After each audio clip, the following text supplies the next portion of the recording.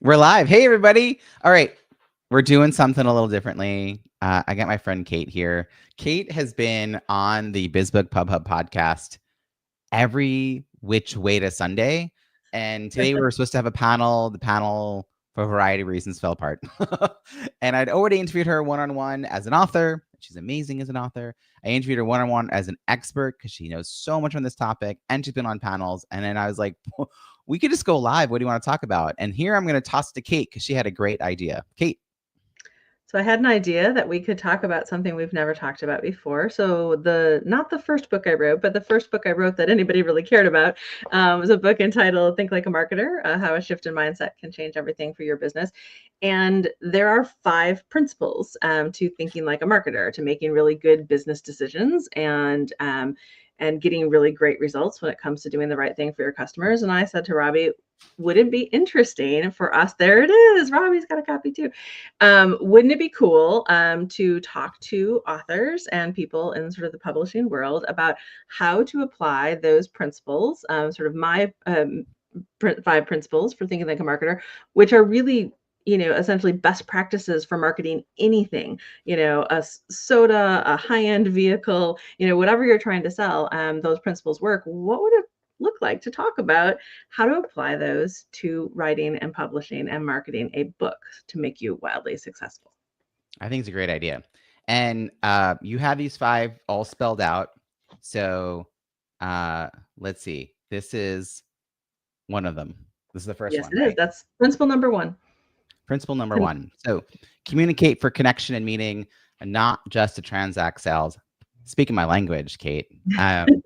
This is amazing. I'm all about this. And when people ask me, because the work I do to help people launch books is intensive, like it's so much work. And some people, when I have that prospect call, they're like, oh, it's a lot of work. I'm like, but you're the business owner, right? Yeah. This is like ultimately the work you're supposed to be doing as a business owner, because if you do leverage the book to build these stronger relationships, not just to sell a book, it's just long-term success for your business. It's not about the book. And it's so hard for authors to figure out that it's not about the book. And having just shared my advanced reader copy like 4 minutes ago, I think, with my launch team, I get how hard that is, because it's like, but it's about the book. So Kate, what would you say we could do differently to approach this? So here's an example of communicating for connection and meaning and not just to transact sales that I think everyone will be able to relate to.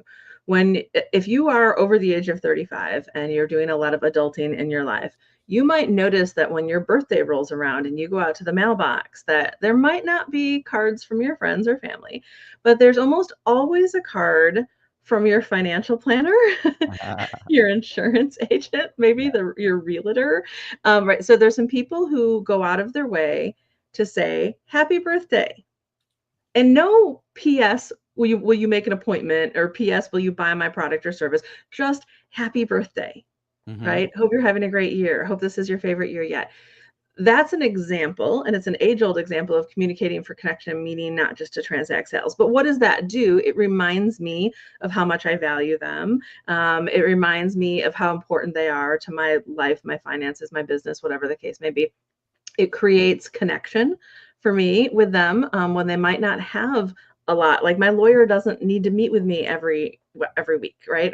I'd be broke. But so in a lot of trouble. In a lot of trouble, right? Yeah, I don't need my lawyer that often.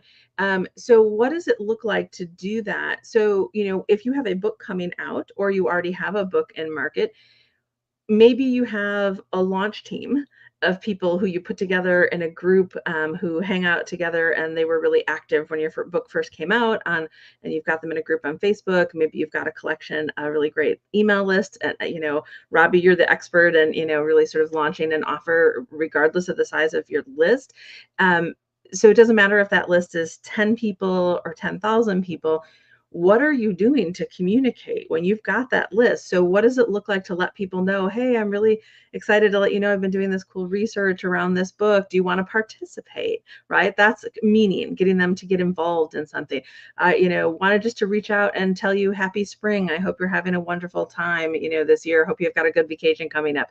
So there are ways for you when you've got something in the market or you've got something coming, to talk to them about something other than the book. And by the way, if in your signature block it mentions, you know, my forthcoming book now available for pre-order, you can put that in your postscript, and it might generate sales. But if you focus on the relationship, You know, the I sales get really easy. I'm flashing back to actually how you and I ended up in this iteration of our friendship, because you and I knew each other in sort of passing kind of ways. We'd met up at a conference. We had a lot of people in Oh my common. gosh, I totally, yeah, it's all coming back to me now. Yeah. Flashing back to you. And then we were following each other on social media, and something happened that was not good, Yeah. and I I always guess there make was an a effort death. to Yeah. acknowledge things, whether it's something really positive or not positive, and try to find a really personal way to do it. Not because I always joke, if my mom wrote HBD on my Facebook wall, I would think she forgot my birthday. Like, I would Yeah. think I wouldn't even see it. Yeah. So you're recalling now what I happened? am. Yeah. So my ex-boyfriend had passed away and he and I had a very amicable break. And he was the man that I lived with and dated for several years before I met my current husband. And I was just devastated by the loss of him. And I talked about it on social media. Mhm. And you were the only person who sent a sympathy card. And I just remember being so taken aback by the compassion of that and the friendship of that, the love of that. And I went to send you an email to thank you. And in writing that email, I I I had this light bulb went off and I thought, oh my gosh, you're like a Zoom expert. And this was, I had a new book coming out and it was right on the tail end of sort of, us all being sort of locked down for the pandemic. And so we were going to host a big event on Zoom and I had no idea how to produce it or plan it or any of that. And I had said, is that something you can help me with? And then I hired you and it was a phenomenal event. We had something crazy like 350 people RSVP for that event. Yeah. Um, and it was a couple days before Christmas, which was crazy. Um, but had you not authentically sent me that sympathy card, I would not have had that sort of little like, oh hey, Right, it wasn't, so the point of this is that it wasn't transactional, because A, I didn't know you had a book that was about to come out and that right, you were about to need someone to do a Zoom event, right? Like, right. But ultimately, yeah. it deepened the relationship so that when there was an opportunity for that transaction, it happened. And so that's one of the things too. So for people who are saying, I don't have a lot of budget, I don't have a lot of time, I don't have an assistant, I'm a solopreneur, but I don't have time to be, communicating for connection and meaning. Yes, you do. In fact, you don't have time not to do that because that's Mhm. what precedes the sales. I do a lot of market research for higher education, and years ago, I remember being in a conference room out in Silicon Valley with a whole bunch of like high achieving, high SAT score kids who were college bound, who were all applying to places like Stanford and USC and whatever, Harvard. And I asked them, tell me the one piece of marketing that you've seen from a college or university that you thought was the best. And you expect them to talk about this really cool poster or this really expensive brochure or this cool thing, right? Um, and I'll never forget the kid who raised his hand and he said, the admissions counselor that I was working with at XYZ University, she called me on my birthday. And he's like, she didn't even call to remind me about my application or she didn't even talk about any of that stuff. He's like, she was the only adult who called me for my birthday. Hmm. And Yeah. he remembered what university that was. And Yeah, that talk about a high involvement sale and expensive sale, right? That was an institution that was 60 to $80,000 a year times four, right? And that made a difference. That phone call she made to I'm him. gonna share a tip. Before I got into the business of sending cards, I wanted to be the person who did that, and I failed at it over and over again. I Yeah, would buy cards, I'd buy stamps, but I'm not a fan of trying to figure out what message to write in yeah, my handwriting. I really like the idea of typing and like editing, and so I got a little hung up on, and also penmanship, and you know, I yeah, got C's in grade school for penmanship. So like I have all this stuff in my head.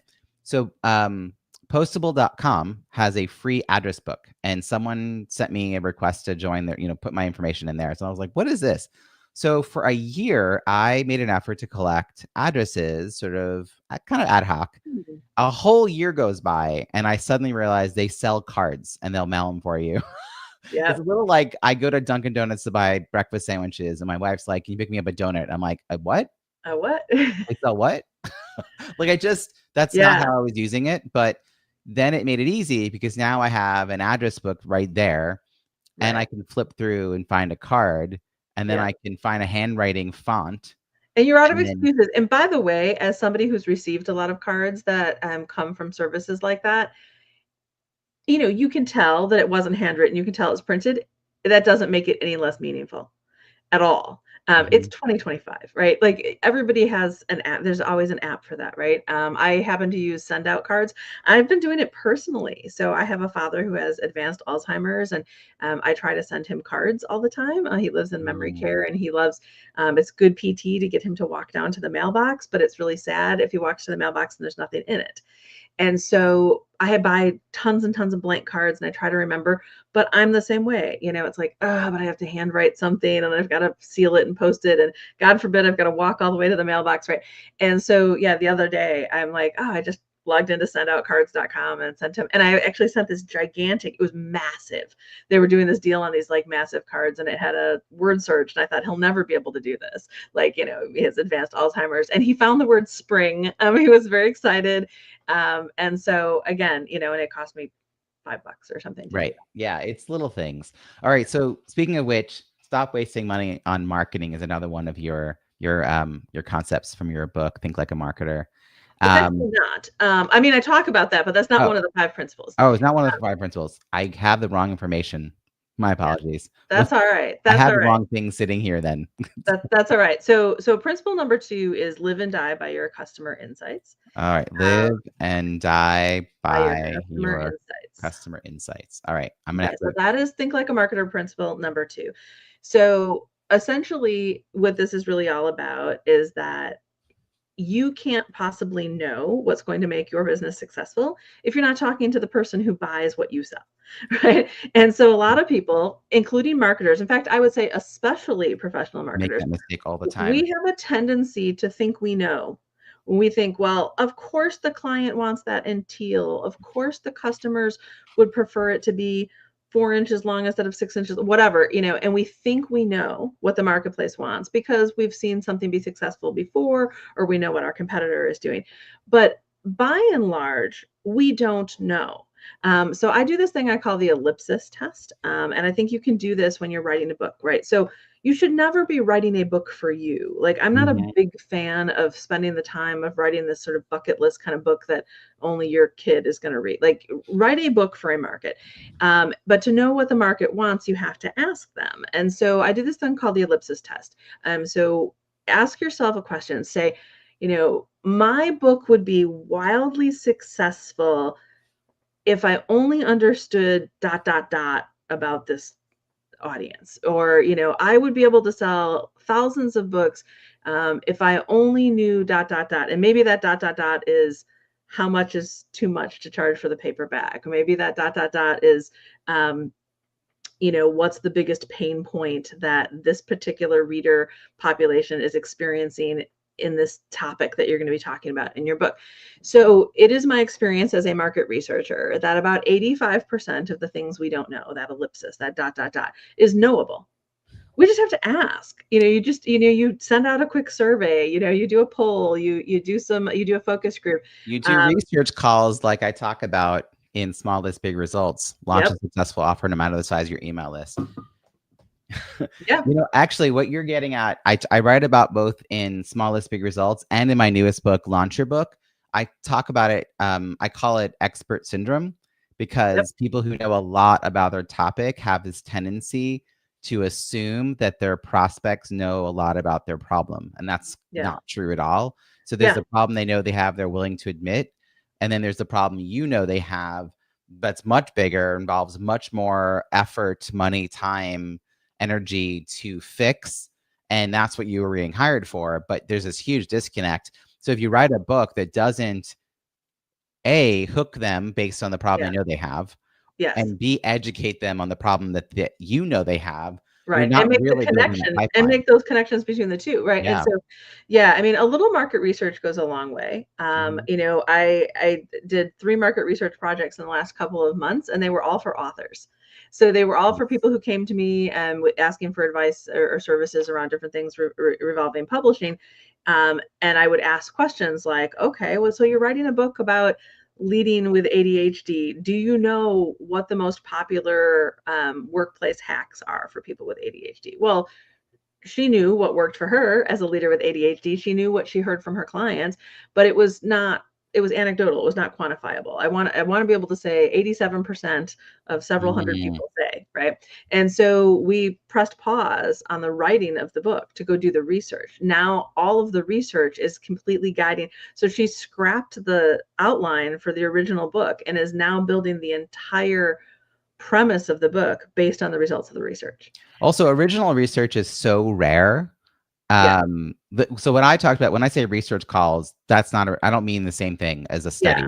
So I just mean you talk between probably 8 and 25 people that you have a Yeah. conversation with, somewhere between 12 and 20, probably more likely, Yeah.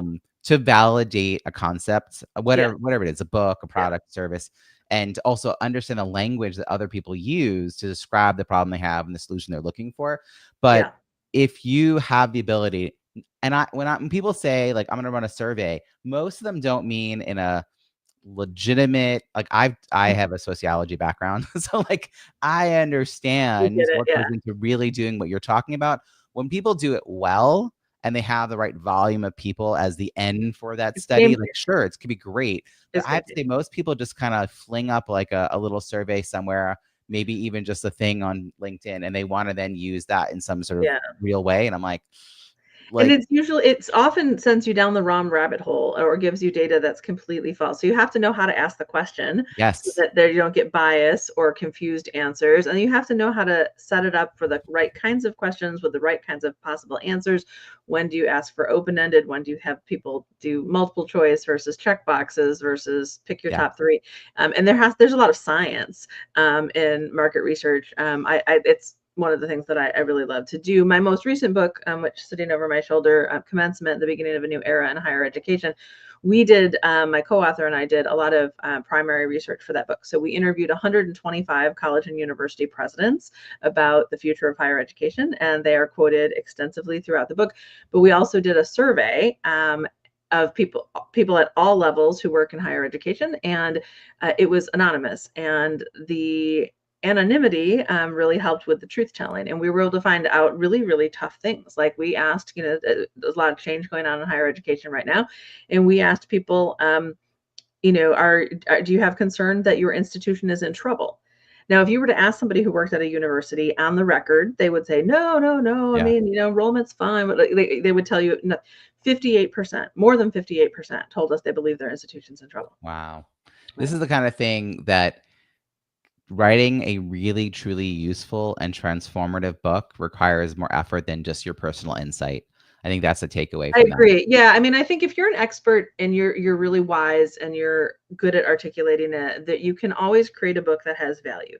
But if you're going to have or create a book that has value to a really large audience, that has some staying power, and it's going to be valuable 5 years from now, and that people are going to still be buying it, it has to be bigger. There's a reason that my most recent book got featured, like a full feature article in Forbes, Mm-hmm. um, because we did the research.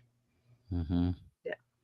By the way, accompanying this video, because originally I had introduced you as a panelist, we put in there the title of both your books, but we included the quote from Forbes for your second book. Ah, And thank it's you. just a really impressive quote, and you don't get that by accident. Is your point? So, third one is market in a way that's strategy religious and tactic agnostic. We've never talked about this, but I We've also not live talked by about this so much.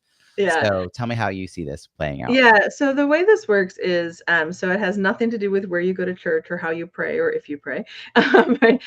It's all about, so maybe if you're developing a book, you're writing a book, you're going to be launching a book soon, and your strategy is, I want this book to be read by HR professionals at Fortune 1000 companies, and I hope that it gets me in the door to come in and do this type of leadership development training for their employees. So if Mm-hmm. that's the strategy, right? You've got this overall, and I'm gonna do that by like creating one-on-one relationships with HR professionals, and that's my strategy. Okay.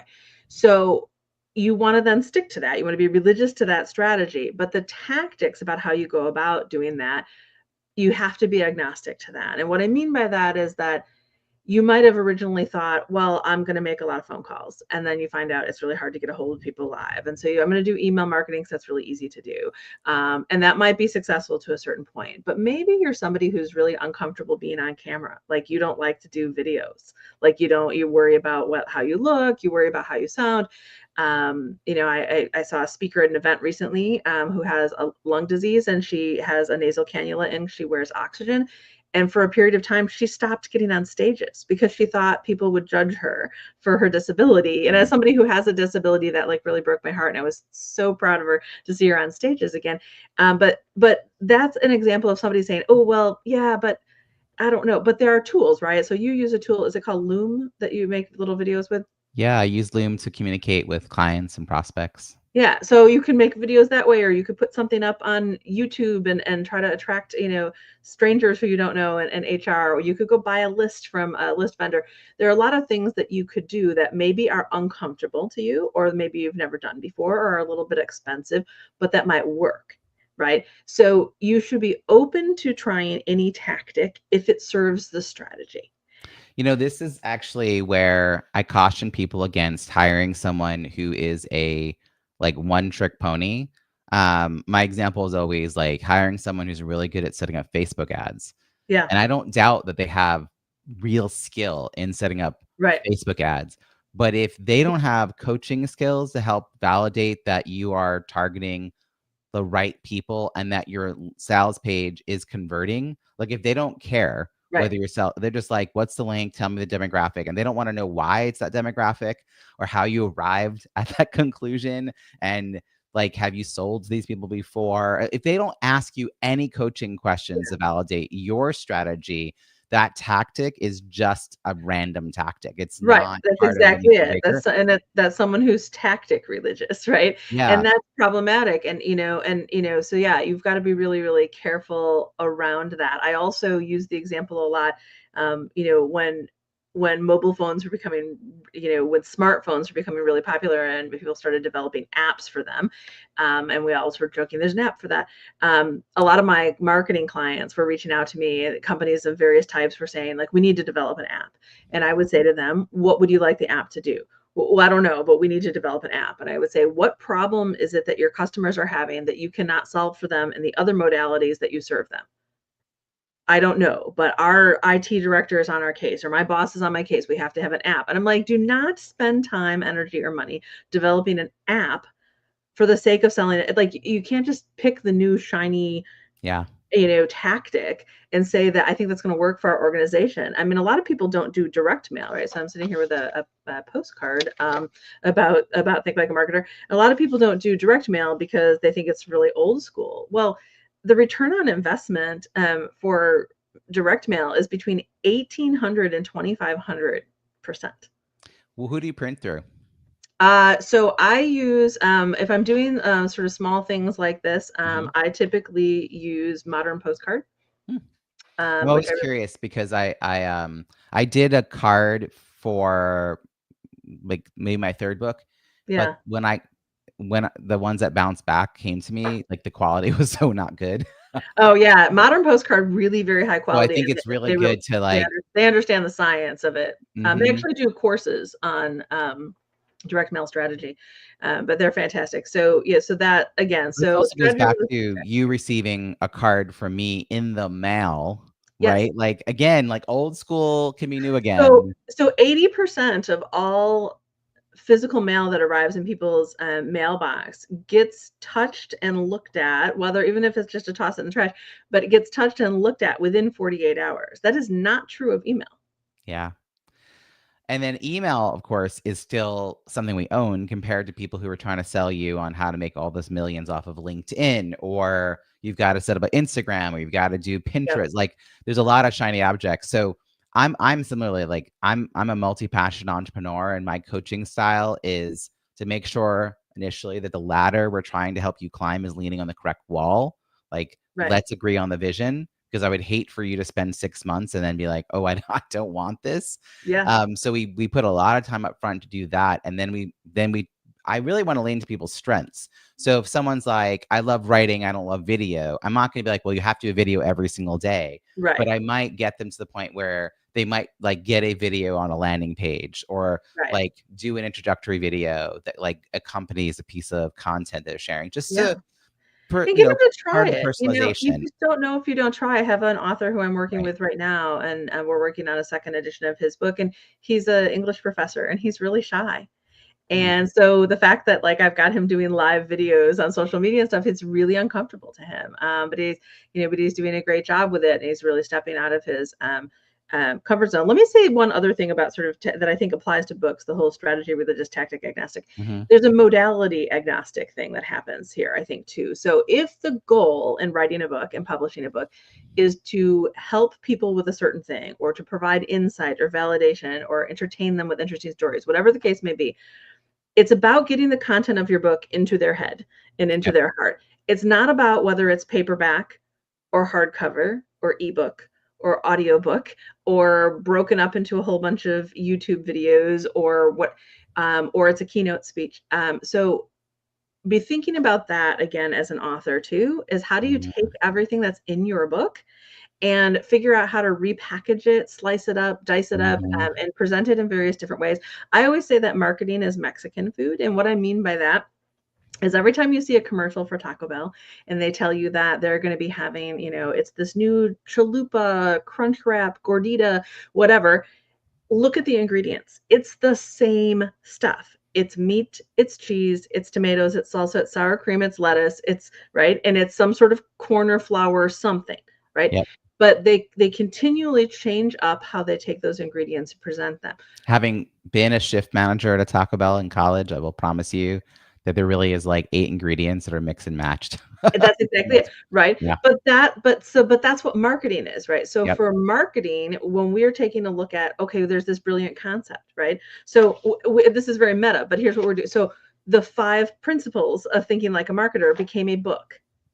Mhm. Now we're talking about them on a live stream, helping people in a podcast, helping people think about how to apply the concept to the brain. So all of the ingredients, the brilliant things you've ever said, the illustrations you've drawn, the photos you've taken, the worksheets you've developed, the checklists you have, how do you present those to the market and to different markets in different ways and different places, with or without, Cheetos crunched on top. Yeah.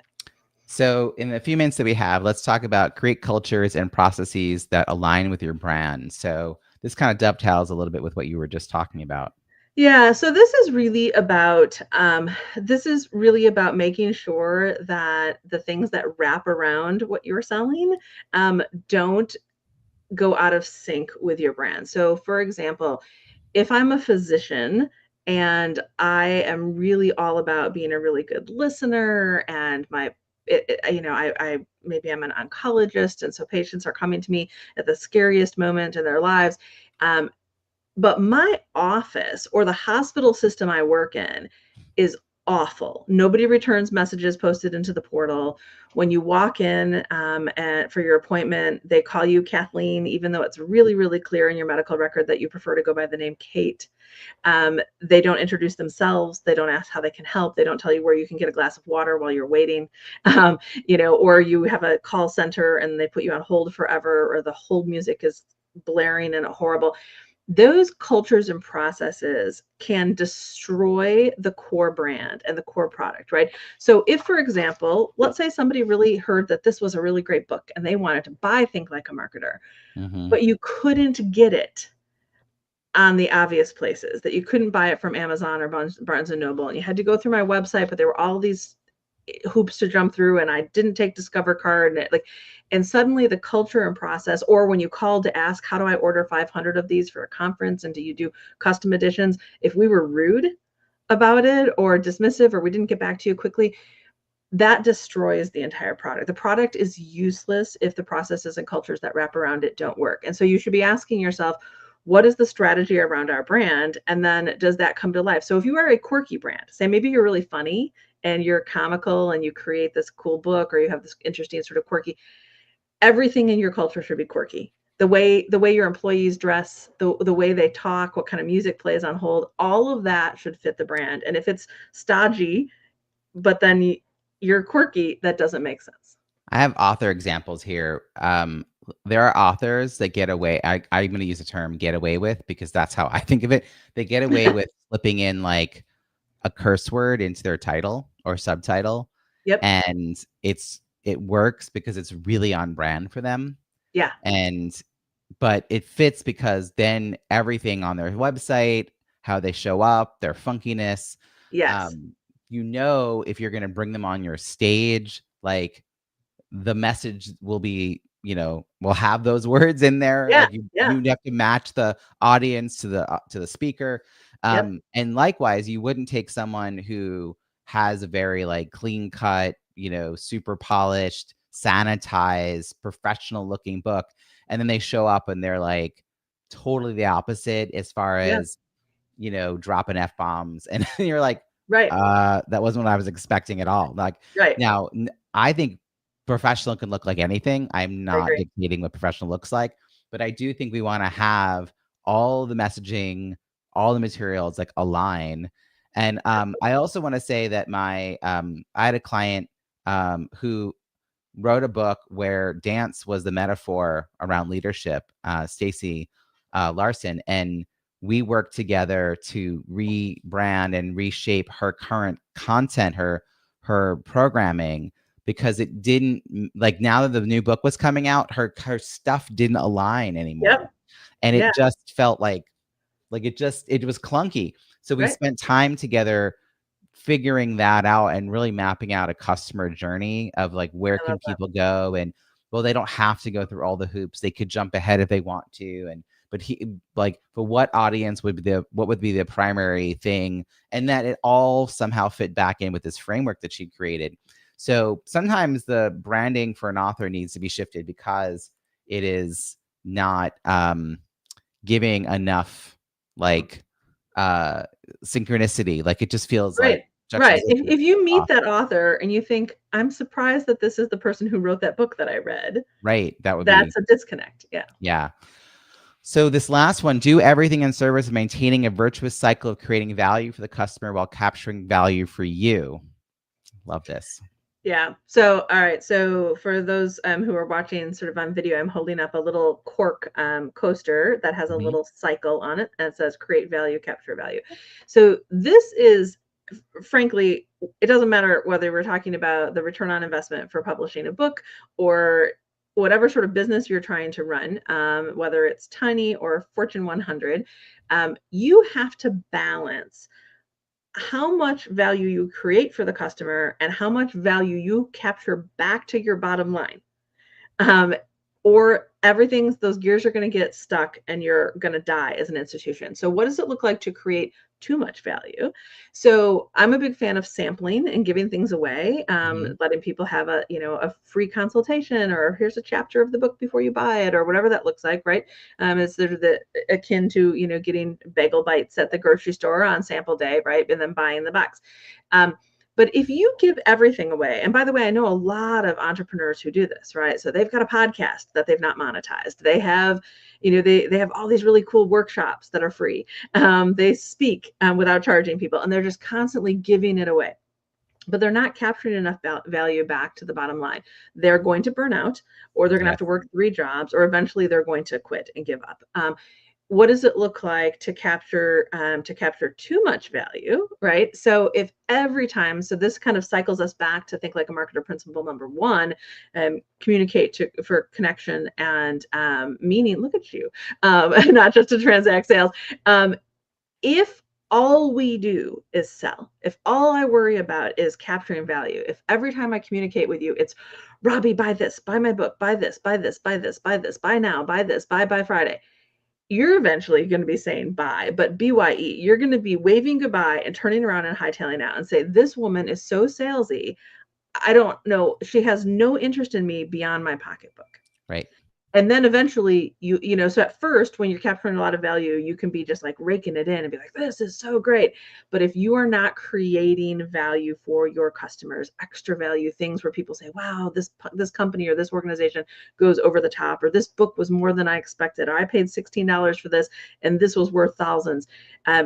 Eventually your business will just dry up. So it's really all about continuing. And you think you have to be asking yourself on the regular, Am I creating enough value? Am I capturing enough value? And that is a question you should be asking yourself every month, because otherwise So it gets out of balance. in relation to specifically a book, I had this experience because I again, we're right now today as right, you were actually on air on the pre-call when Yeah. I sent out the advanced reader copy of Launch Your Book: An Entrepreneur's Guide to Reviews That Drive Revenue to my launch team. And one of the things I had to do in the process of creating this book was I created bonus content. And Yep. so my first version of the book, I went through and I looked at all the times I wrote the word, and you'll get blah, blah, blah in the bonus content. And Yeah. it showed up 14 times.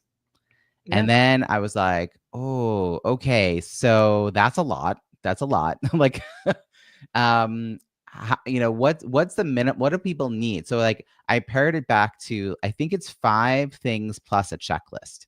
So That's I great. created a how ready are you to launch checklist. So that was kind of new content that I created. Yep. And then the rest of it's like a sample of like an invitation email. I'm not giving you all the emails. I'm going to give you a sample of the initial one.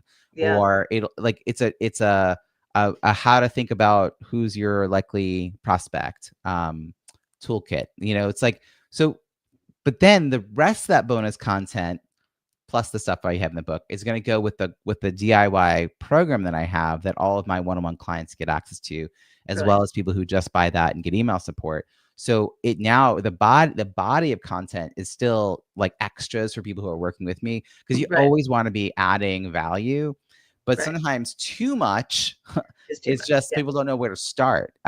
It's Right. like it's not Well, and it's organized, not a also a lot of course. work for you. So you just gave a really great example of how you're sort of taking those ingredients, those checklists, those emails, whatever, and you're using those like Mexican food ingredients, and it's part of Mhm. your course, it's part of your book, it's part of, right. And Right. so you're leveraging the work that you put into developing those and doing them in certain ways. And some of it's a bonus materials that you're giving to people who paid for a book, and some of it is built into the cost of a program that you're selling. But ultimately, yeah, I mean, I would say that I have definitely seen, first of all, here's a tip for people who are publishing a book. Do not list all the information about how to get your bonus materials on the last page of your book at the very end in your end matter or in the front matter, because those are the pages that get scraped to be put your look inside feature on Amazon. And so people can get that without buying your book. I actually want people to get that, so I'm Okay. okay Do with you? it. Okay. So a lot of people don't want to give that away for free if people don't buy the Oh, book. but So I want people to, because what the value is, I because get you their have something else email. to sell. I get their email. If they read the table of contents and see the bonus page and decide that's all they need to know, because when I'm selling the book after, like Yeah. once the book's on Amazon, the page I send people to is not Amazon. I send them to a landing page where they're given the option to get the bonus Yeah. content before I send them to Amazon. Because Okay. to That's smart. me, I'd rather capture them Yeah. when they're Yeah. interested. If it's just a direct link where they go and they can get it No, without no, having you got to to have an like opt-in, or that. otherwise you're kind of Okay. missing. Yeah. Yeah. Yeah. That's very smart. But yes, you're absolutely right. So it really is about creating that right balance. That was smart for you to look and be like, ooh, is 14 bonuses too much? Yep. Too much for them to process, too much for me to give away for free, frankly, when you could monetize some of that somewhere else. And so, yes, so, 5 is beautiful. And I will also say that I have a page at the very beginning, and I have a page that's like pretty much identical. That's the very last page. And my editor was like, is this intentional? Is it a repeat page? It's like, yeah, because I Intentional. don't assume people are going to get to the end and like Right. read the last page. If That's a they good point. do, I want them to be a reminder. But like Yeah. in one of the opening pages, I'm like, hey, by the way, like to help you implement all the strategies of the book, you can grab these tools. Yeah. Um, Well, you know, plus a lot of and people forget that when people are reading a book in an ebook format, they don't even like I don't even almost see it. they have no idea what was at the beginning because they forgot, they lost it. And I always remind people to make sure you keep mentioning the concept or the title of your book throughout your book, because in a sort of an ebook format, they're not looking at the cover of the book. You open your book up and it just takes you back to page 67 or wherever you were. I often can be 300 pages into a book and I have no idea what the book is called, or who wrote it or what the cover looks like, because I'm Mhm. into the meat of it and you're not looking at that cover. So ebook experience is, well, very convenient, very different experience. So again, you have to think about the branding of the book differently and make sure that if you want people to finish that book and go tell everyone about it, you have to be really thoughtful about making sure you're sort of dropping the title of the book here and there and reminding them. Well, and similarly, like I mentioned the bonus content wherever it's relevant in the chapter, Yes. so that I don't have to go to any of those pages. But I love this Right. idea of like make sure people know what their the referral, word of mouth referral is still really key, right? So make sure people know what they should say. Right. This has been awesome, and I feel like I joke that you and I could just get on and talk about anything, and there'd be a lot of value dropped Any between us. day, anytime, my friend. But no, I mean, if this is like a weird moment as an author, I think you can appreciate this. I'm in like a lull moment where like I've been working towards this date of getting the advanced reader copy out, but there's still like some final tweaks that have to happen, and I'm still like this is a pretty big milestone, and Yeah. there's like okay, like take a deep breath, and I still have to like, what's next? What's next? Oh, I have to finish making all that bonus content that I promised people. Like I have to, but I am days away. Like June 20th is when I'm asking people to have their reviews done by, the advanced reviews. Yeah. And by the following week, Monday, Tuesday, is when I'm going to start asking people to publish their reviews on Amazon. So I'm like in this last like I'm 15 days away from that time frame. So it's That's all exciting. kind of coming together. And it's a lot. It's a lot to get to this point. I actually think in some ways I never intended to write 4 books because I didn't really intend to write more than one. But I do feel like it keeps the empathy alive in me for all the authors that I work with. Yeah. That's true. So, Yeah. Yeah, right, well, like I mean, that's exactly it, right? Like, why would nobody would I would not I want to hire somebody to help me with a book who's never written a book. I happen to own a publishing company as one of several businesses that I own, and um, I don't think I could be credible talk even though I've helped 250 authors, there's just a point at which you have to do it yourself. You yes. have to experience it. You need to know what it feels like to be an author and to live that sort of author life. And so, yeah, I think it's really important. And I think it's good to write a new book every couple of years, if you can fit it into your schedule, or write a subsequent edition to one of the ones that We'll is doing really see, well. right? I'm like, we'll see what comes next. I will do a public service announcement now, Kate. Please, no one ask me what my next book is while this book Oh, is I still less than a year hate old. that. I don't understand. Like, I just hit publish. This happened in my last book. People were like, Yep. "What's your next book?" I'm like, "Where's this one's not even a year old. Like, can we let this one start crawling? Like, can we just let this book get going?" That is Um, so here's what I think that is, Robbie. People are awkward. Like, people at a book launch party when they come People up, are awkward. people are awkward. That's a full That statement right there, that's honestly, it, Kate. right? They come up and you sign their book and sign a book for them, and they get their picture taken with you, and they don't know what else to say. So they haven't read your book yet. And so there's like, so what, so what's next, right? It's like when somebody graduates high school and we ask that poor kid, so where are you going to college? What are you going to do next? It's like, oh my gosh, let them enjoy the moment. But I remember when Think Like a Marketer came out, a friend brought her husband to one of my first big events, and he asked me right after I signed his book, so when are you going to write your next book? And I remember being sort of angry.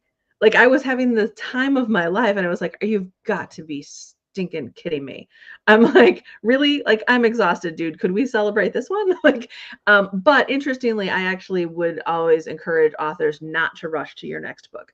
I think it's one of the biggest mistakes you can make is not fully leveraging your book. So if you love the writing process, it's easy to like fall in love with that experience and then want to rush off to do the next one. But marketing and promoting and selling against that book, and getting on stages and whatever it is that you want to do with that book, serving the readers that have read it so far or that need to discover it, that's your job as an author. And I think if you get so busy writing the next book, you have just sort of put the nail in the coffin of the success of that book, because promoting it, I always tell people there is no sales without marketing. So you have to do the marketing, even if you don't enjoy doing it. So it's really interesting you say that. Dory Clark, who's been a longtime Yeah. friend of mine, mentor, Yep. agitator, and make me do things differently in life, and I love her for it. Yeah, she's great. Basically, she believes in me in ways that I hadn't always believed in myself, and she is written multiple books, and her last book, The Long Game, she declared would be a book that she would focus on for 5 years before releasing any other books, or maybe Smart. even working on any other books. Like that Smart. she was like going to really go all in on this book. And I think that, there's different approaches to this. My friend Chris Fenning, he said he had like, I feel like he had a process. It was a 1,000-day marketing plan. So basically, it was a 3-year Yeah. marketing plan. Yeah. Smart. So he came out of his first book and was like, "This is the plan for this book." That's how this works. And Yeah. so I do think we have to commit like as much time as you thought about writing the book, at least, plus writing the book, like that, at least that much should be the marketing part. Like every day that ends in Yeah. Y, of course, but like, what's the initial output? And that's why I focus on that launch piece between kind of overlaps with the publishing, and it's before we get to the full on paid marketing and PR, just like building that momentum. There's that word again that I like so much. I had to Momentum. It's a stop good word, though. overusing in my book. But I do think that we want to come out of the gate strong, because then we Yeah. can build off of that. And it's harder to do that if it's like a kind of wah, wah kind of Yeah, response. I agree. Yeah. I mean, I think it's both. So I tell people all the time, your book is not a piece of fresh fruit that's going to spoil if people don't get it in week one. That said, we know that reporters, journalists, like, people who want to do sort of reviews, who have you on the Today Show, whatever the case may be, people like newness. They don't want to promote a book that's been out for 6 months. Now, there are a lot of ways for you to be successful. Think Like a Marketer came out, it's almost 7 years old. It sometimes outsells Commencement, which is 3 years old. 3 years old. So less than 3 years old. So, but the marketing, I'm relentless. I don't ever stop talking about these books. I take good care of my clients every day and the things they hire me to do. But at the end of the day, if I get hit by a bus tomorrow, I want to be remembered for these books. And if I want to be remembered for these books, I have to do the work. There's a big difference between writing a book and being an author. Anybody can write a book, but being an author really requires, I think, changing the way you think about yourself, changing the way you bring yourself to the marketplace, changing the way you toot your own horn, the way you make yourself sort of known and make yourself seen, and make yourself of service to other people in new and exciting and meaningful ways. And if you're willing to do that work, being an author can be the greatest thing you've chosen to do in your life. We're going to wrap on that note, Kate, whose full name I just learned. So, Kate, I wasn't going to share this as a podcast episode, but it's too good. So if you made it all the way to the end, I'm glad. I'm glad people are here. We have it up here as a live stream, but I feel like there's so much good content in here. I might call it a fireside chat, because we got a chance to dive into these 5 concepts from your book, Think Like a Marketer. And I will put all the show notes in at bizbookpubhub.com, which is where you also learn about other experts in the world of publishing, people who work with entrepreneurs to help them through the writing, editing, publishing, and marketing phases of their author journey. An invitation to come to our free virtual networking events I host every month, and Kindle Flash Sales, which is a branded new name, same great taste. I don't know. Anyway, Kindle Flash Sales, where entrepreneurial authors lower their Kindle book price to 99 cents, and we all work together to get the word out. It's a great deal for readers, because I know the last campaign, you went and bought all the books there, Kate. All Lots 41 or whatever it was. Yeah. So fantastic. Again, everyone, go over to bizbookpubhub.com to check it all out.